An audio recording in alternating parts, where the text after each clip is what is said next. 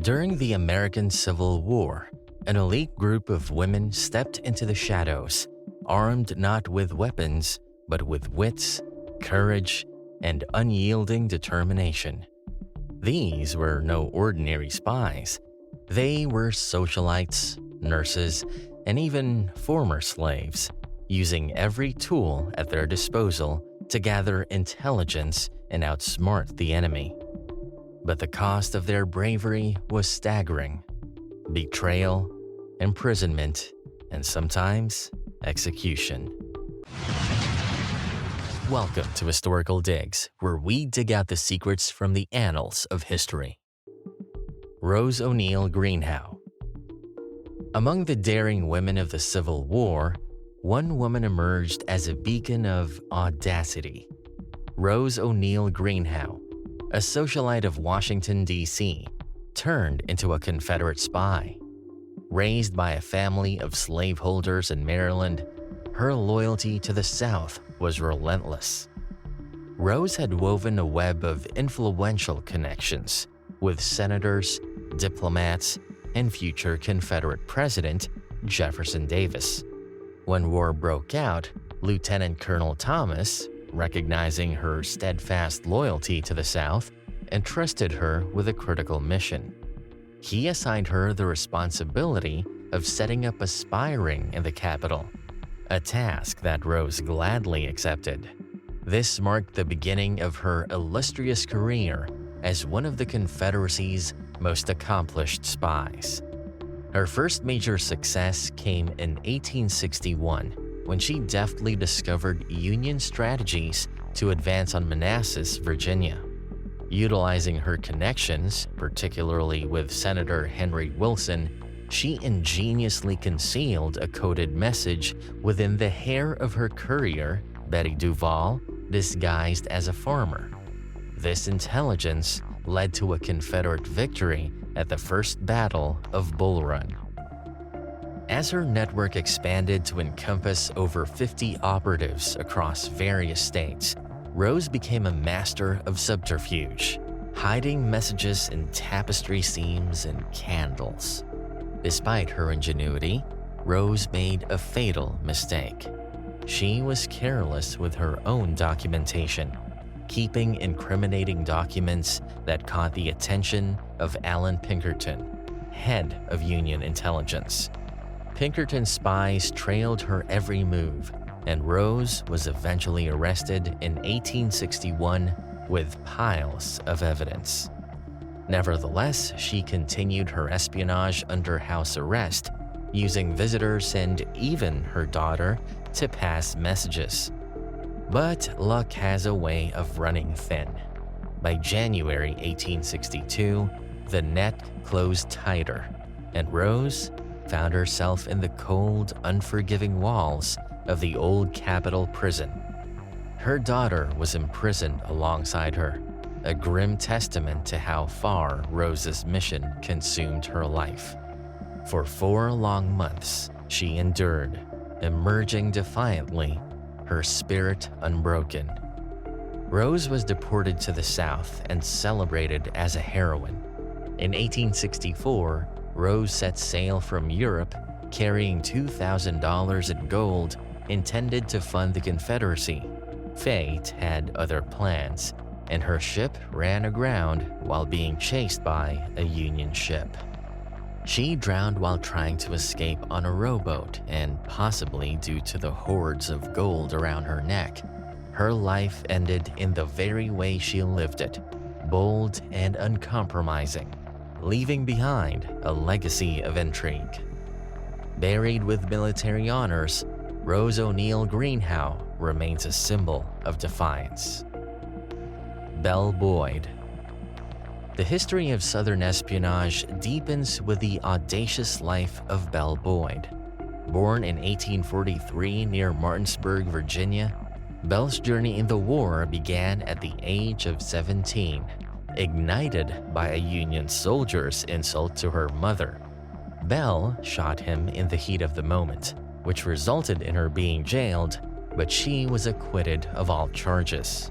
And thereafter, the Union closely monitored her activities. Belle thrived under the spotlight. Young, attractive, and daring, she used her charm to gather intelligence from Union officers, earning the moniker La Belle Rebelle. Her espionage skills were put to the test during Confederate General Stonewall Jackson's 1862 Valley Campaign, where she eavesdropped on enemy plans from her aunt's hotel and rode 15 miles to deliver crucial intelligence to Confederate forces.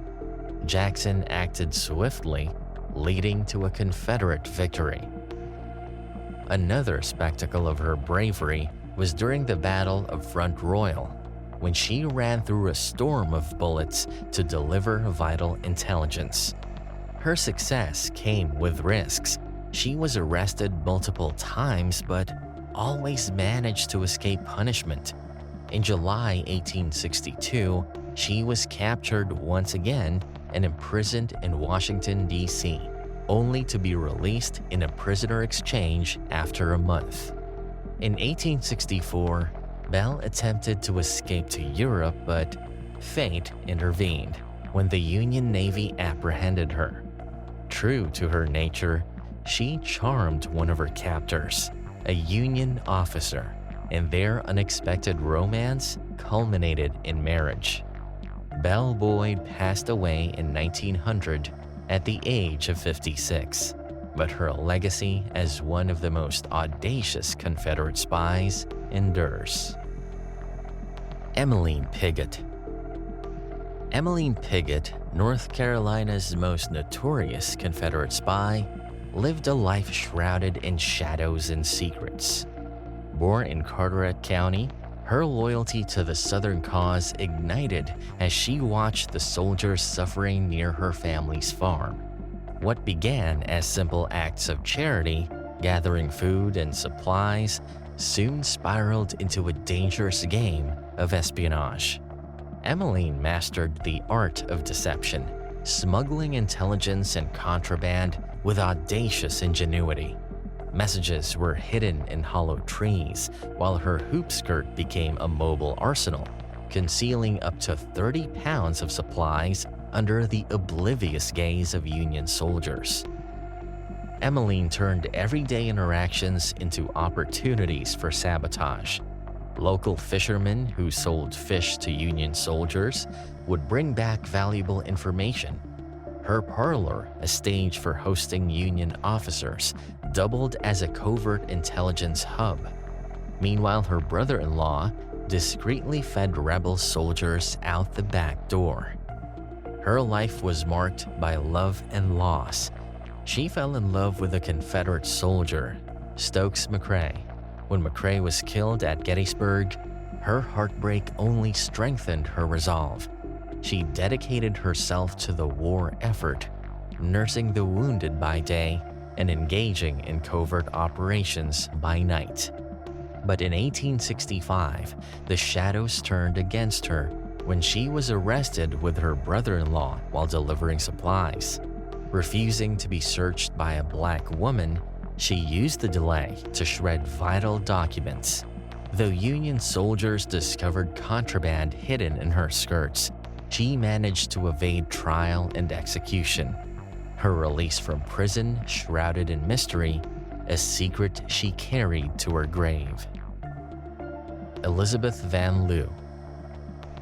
Elizabeth Van Lew was a Southern belle by birth, but a rebel by heart. Born on October 12, 1818 into Richmond high society, she seemed the epitome of Southern refinement.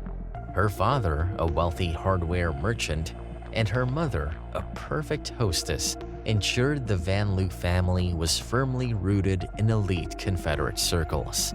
Yet, beneath Elizabeth's polished exterior lay a fiery independence that would make her one of the Union's most daring spies. Elizabeth, educated in Pennsylvania, developed an unwavering loyalty to the Union during her time in the North.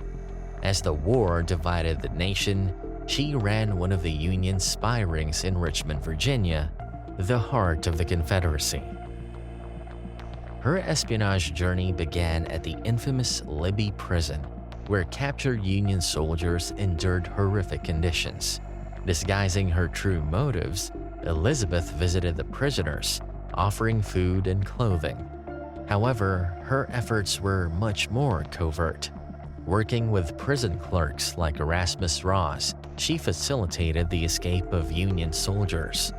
Ross, posing as a brutal jailer, would call prisoners to his office and secretly assist their escape, while Elizabeth's network smuggled them to Union lines. In a bold move to dispel suspicion, Elizabeth even allowed a Confederate prison warden to live in her house, hiding her true activities in plain sight. By 1863, her bravery caught the attention of Union General Benjamin Butler. Two escaped soldiers, aided by her underground network, informed Butler of Elizabeth's efforts. Butler recruited her as a formal spy, making Elizabeth Van Lew head of his Richmond intelligence network. Using coded messages and invisible ink, Elizabeth relayed crucial information about Confederate troop movements and defenses. Elizabeth was ostracized from Richmond for her betrayal of the Confederacy and devotion to the Union. In 1869, President Grant recruited her as postmaster for Richmond intelligence, a noble achievement for a woman at that time. Even after the war, Van Lew defied societal norms. In this role, she broke barriers, hiring African Americans and women for positions traditionally held by white men. In her final years, she invested her wealth into her family's enslaved people, leaving the world in 1900 with only a defiant heart. In a time that sought to silence her, she became a challenge to the oppressive norms of her birthplace. Harriet Tubman. Harriet Tubman risked everything for freedom. Born into slavery in Maryland around 1820, Tubman's path to becoming one of the Union's most daring spies began long before the Civil War. After escaping to the North in 1849, she became a renowned conductor on the Underground Railroad, helping dozens of enslaved people, including her own family, find freedom. But when war erupted, Tubman's fight took on a new, covert form. Tubman was born to enslaved parents. She witnessed 3 of her sisters sold, and her own body bore scars from vicious beatings. One severe injury from an overseer left her with lifelong seizures and blackouts, but Tubman viewed these episodes as divine visions that guided her mission to free her people. She was called Moses of her people. Tubman helped bring about 70 enslaved African Americans to freedom before the Civil War. Her bravery caught the attention of Union forces, and she was recruited by Massachusetts Governor John Andrew to serve the Union. Tubman worked as a nurse and cook, but soon her role expanded into gathering intelligence that would weaken the Confederacy. In South Carolina, Tubman built a network of former slaves who acted as scouts and river pilots, providing vital information to the Union Army. Her most famous mission came in June 1863 during the Combahee River Raid, where Tubman led an armed assault on Confederate plantations. Her scouts guided Union forces safely past Confederate mines, destroying supplies, and the liberation of over 750 enslaved people, many of whom joined the Union Army. Though her contributions went unrecognized for decades, Tubman's leadership, courage, and strategic brilliance cemented her legacy.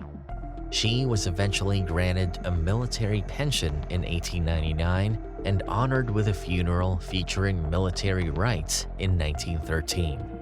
From escaping the chains of slavery to orchestrating raids that shattered Confederate strongholds, Harriet Tubman's life became a liberator and a master spy. Pauline Cushman. She was born Harriet Wood in New Orleans in 1833. Her early life was anything but ordinary. Raised with 7 brothers, she mastered survival skills like horseback riding and shooting. Yet she longed for the spotlight and at 18, moved to New York to pursue acting. She adopted her stage name, Pauline Cushman, and captivated audiences with her charm. In 1862, Cushman became a widow when her husband, Charles Dickinson, died while serving in the Union Army. In 1863, during a performance in Louisville, Kentucky, Confederate officers challenged her to raise a toast to Jefferson Davis, the Confederate president, on stage. Seeking counsel, she turned to Union Colonel Orlando Hurley Moore, who urged her to embrace the challenge, marking the start of her spy career. Her public toast to Davis shocked Union supporters, but it provided perfect cover for her espionage activities. Acting as a Confederate sympathizer, Cushman used her acting skills to infiltrate enemy circles, gathering crucial intelligence. On one mission in Tennessee, she disguised herself to gather information on Confederate fortifications. However, she was captured and sentenced to hang. In a twist of fate, Cushman caught typhoid fever, delaying her execution. As she recovered in a Confederate prison, Union forces launched the Tullahoma Campaign, saving her life. Hailed as a hero, she earned the honorary title of Major of Cavalry. After the war, Cushman toured the country, sharing her stories of espionage, even performing in P.T. Barnum's theater. Pauline Cushman died in 1893 and was honored with a military funeral, a fitting tribute to her remarkable bravery. The stories of fearless female spies like Rose O'Neal Greenhow, Belle Boyd, Emeline Pigott, Elizabeth Van Lew, Harriet Tubman, and Pauline Cushman remind us that courage takes many forms, from smuggling secrets under the enemy's nose to risking their lives for freedom. These women reshaped the narrative of war with sheer determination and grit. Their sacrifices went beyond battlefield glory, defying the societal norms of their time to serve a greater cause. Thank you for joining us in exploring the incredible stories of these captured female spies in wartime. Don't forget to subscribe and come back for more history digs.